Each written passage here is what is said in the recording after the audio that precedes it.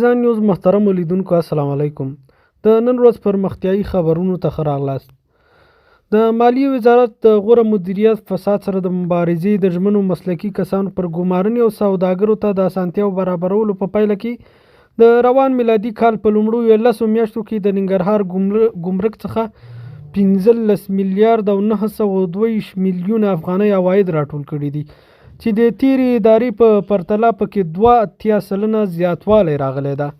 دا په داسې حال کې ده چې په تیره اداره کې په ګمرکونو کې پراخ فساد موجود و، خو اوس دغه فساد او غوره مدیریت له لارې د ننګرهار ګمرک څخه د تیرې ادارې په نسبت 2.8% چې ډیر زیات لوړوالی ده عواید راټول شوي دي.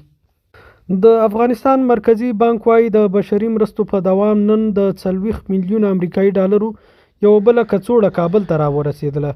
دغه بانک ویلي چې افغانستان ته د مرسته کوونکو هیوادونو د بشري مرستو یا د کڅوړه یو سوداګریز بانک ته سپارل شوې ده.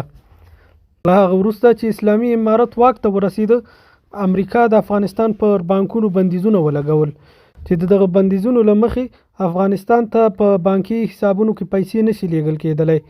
یونما د خپل بشري مرستو لپاره دغه پیسې افغانستان ته راوړي. د دغه پیسو تقریبا 30% د یونما د کارکونکو په معاشاتو او 30% نور یې د هغوی په دفتري مصارفو لګول کیږي او پاتې 40% یې د مرستې په ډول بیوزلو کسانو ته توزیع کیږي. د صنعت او سوداګرۍ وزارت د کابل او مسکو ترمنځ سوداګرۍ له زیاتوالي هرکلی کړې ده. یاد وزارت په یو اعلامیه کې ویلي چې روسیې ته دغه وزارت پلاوي تر سفر وروسته دواړه لوري افغانستان کې د اړتیا وړ توکو په پیرلو په تړاو هوکړې ته رسیدلي دي. په لوګر کې د لومړي ځل لپاره د سوداګرۍ او پانګونې خونه پرانیستل شوه چې د چارواکو په وینا د سوداګرو د ستونزو حل، همغږۍ او پرمختګ لپاره به کار کوي. د سوداګرۍ خونې رئیس یونس مومند وایي د یادې خونې له پرانیستي سره به دغه ولایت سره د سوداګرو ستونزې حل او غوره همغږي به رامنځته شي. د عامې روغتیا وزیر او ورسره مل پلاوی د ایران هیواد ته په یو رسمي سفر روان شول. د عامې روغتیا وزیر ښاغلی ډاکټر قلندر عباد به د دې سفر په ترڅ کې د G5 په کنفرانس کې ګډون وکړي.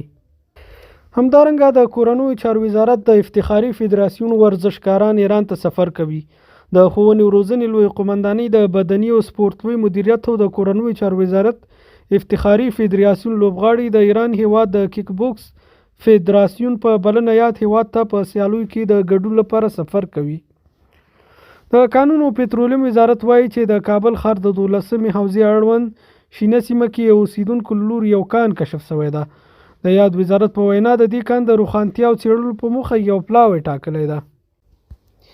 همدارنګه روسیه افغانستان ته د نفتي او خوراکي توکو صادرات زیاتوي. د افغانستان لپاره د روسیې سفیر وايي هیواد افغانستان ته د نفتي او خوراکي توکو د صادراتو ډیرولو په حال کې ده. د سپوتنیک اژانس د راپور له مخې د افغانستان لپاره د روسیې سفیر دیمیتری ژینیوف د روسیې له څلوري ځانګړي تلویزیوني شبکې سره په مرکه کې ویلي دي چې د روان کال په اوږدو کې د روسیې او افغانستان ترمنځ سوداګرۍ کچه 40% زیاته شوې ده.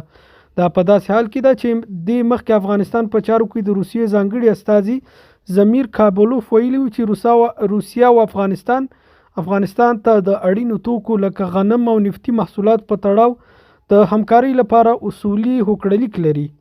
له بلې خوا د صنعت او سوداګرۍ وزارت وزیر نورالدین عزیزي په 2022 کې روسیې ته په یو سفر له دغه هیواد سره د غنمو او نفتي توکو د وارداتو تړون لاسلیک کړ. د راپورونو له مخې د کابل او مسکو ترمنځ د شوي تړون پر بنسټ روسیه به د کال 2 میلیونه ټنه غنم افغانستان ته صادروي. په ننګرهار کې د 20 میلیونه افغانیو په لګښت د یو محافظوي پل د جوړولو چارې پیل شوې دي.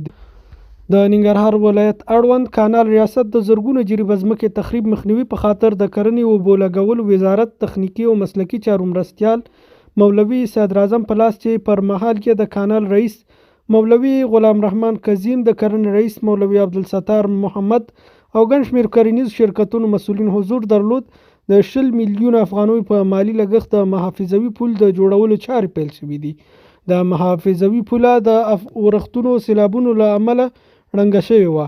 چې د 15 کرنیز شرکتونو په مالي لګښت په اساسي ډول جوړیږي او ورسره به زرګونه جریبه کرنیز ځمکه د ورښتونو سیلابونو له خطر ژغورل کیږي.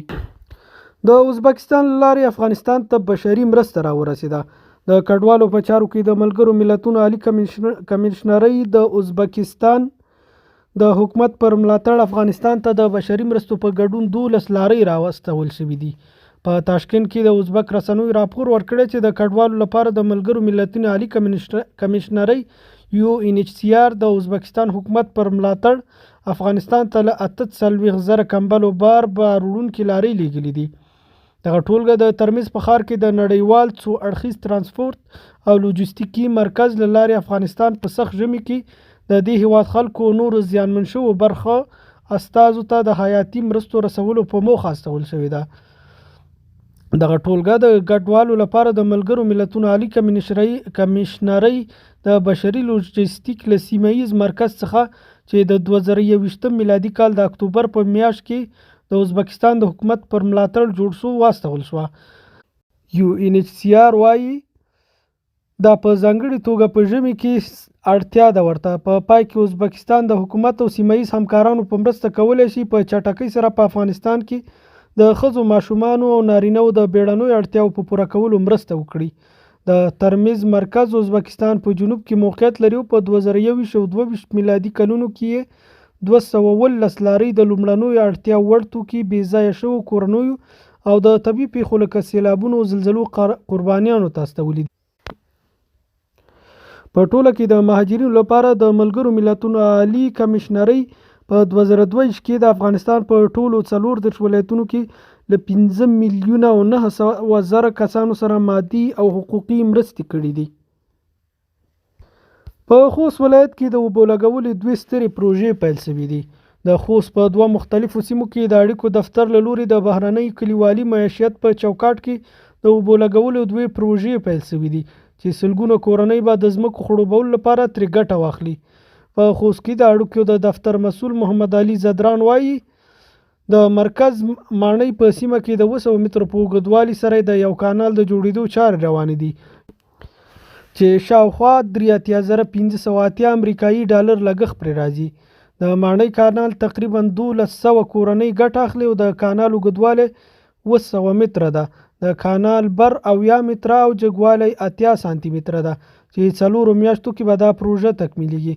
محمد علي زدران هم دا ډول وایي د علي شیر او تیریزوی ولسوالۍ په خادمي سیمه کې هم 1,28,000 او 448 امریکایي ډالرو په ارزښت د 1415 مترو په اوږدوالي سره د یو کانال د جوړېدو چارې پیل شوي دي چې له بشپړېدو وروسته به یې له ګټې اخیستنې سره مختلفې کورنۍ ترې برخمنې شي. نوموړي زیاته کړې په دې دواړو پروژو د ورځې لسګونه مسلکي او عادي کسان په کار بوخت دي. ورته مهال د خوست د اقتصاد رئیس شهزاده پیر وایي په خوست کې ډېر خلک پر کرنه بوخت دي، نو دا ډول کانالونو او بندونو ته زیات اړتیا لیدل کېږي. د زیاتوي چې دا کانالونه به د مرکزي ماڼۍ او خادمي سیمو اوسیدونکو ته د ځمکو د خړوبولو په برخه کې اسانتیاوې برابر کړي. د یادونې وړ ده چې خوست د کرنې لپاره کافي کرنیزې ځمکې لري، خو د منظم اوبهخور سیستم د نشت له کبله پر وخت فصلونو ته اوبه نه رسیږي چې د بزګرانو حاصلات هم ورسره کمیږي.